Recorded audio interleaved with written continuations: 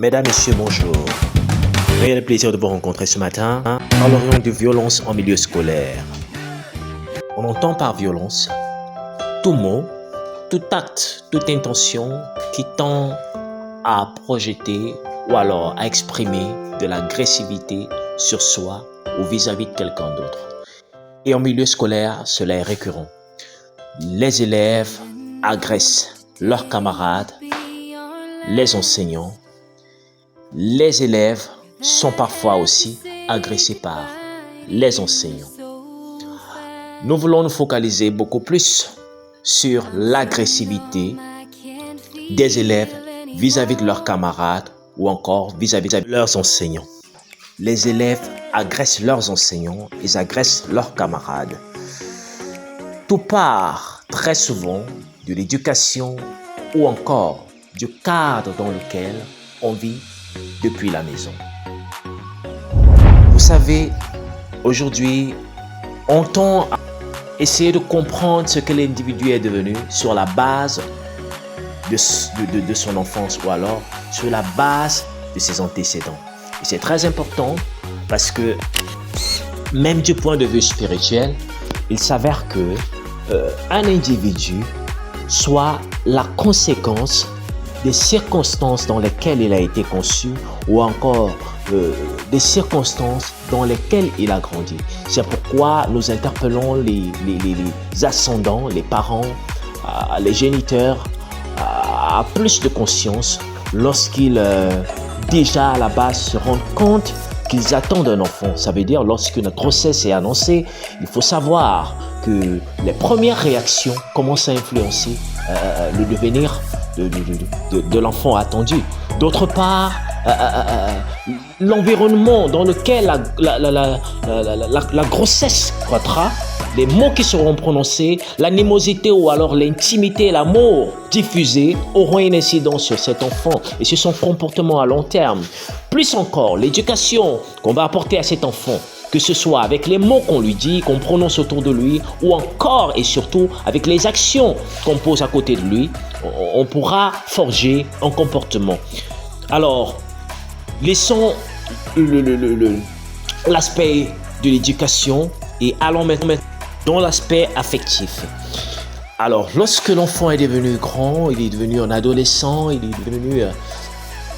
il a atteint un certain âge, ce qui se passe, c'est que il n'est pas toujours compris. Et lorsqu'un enfant n'est pas compris, lorsqu'un adolescent n'est pas compris, il devient agressif.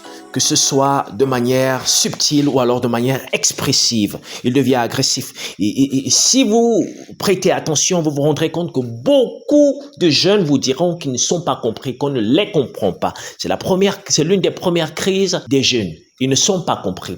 Et alors, comprendre quelqu'un, ce n'est pas forcément aller dans le même, ça abonder dans le même sens que la personne. Mais les jeunes ont besoin d'être compris.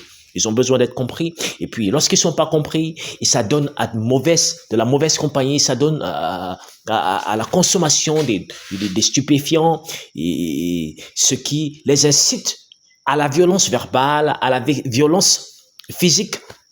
Et ça a un effet tant sur eux que sur leur environnement, que sur leurs proches et même sur la société.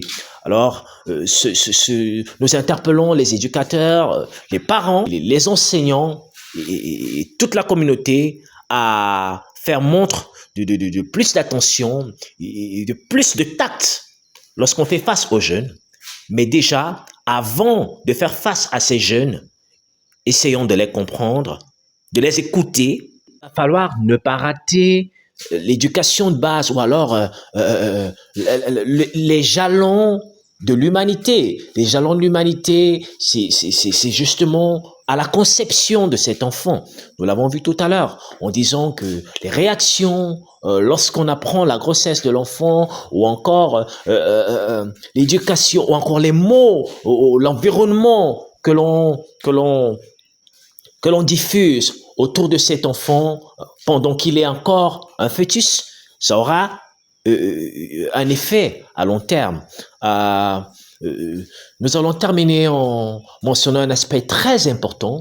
Alors, pour anticiper comme pour réparer les crises ou encore la violence en milieu scolaire, il faut la prière. Il faut la prière. Il faut inculquer la prière et les valeurs morales pour sécuriser notre société et bouter hors de l'environnement scolaire la violence.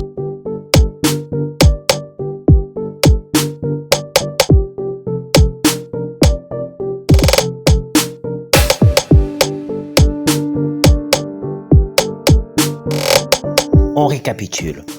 Il serait mieux pour nous d'anticiper sur la violence en milieu scolaire plutôt que d'essayer de la combattre lorsqu'elle s'est déjà établie.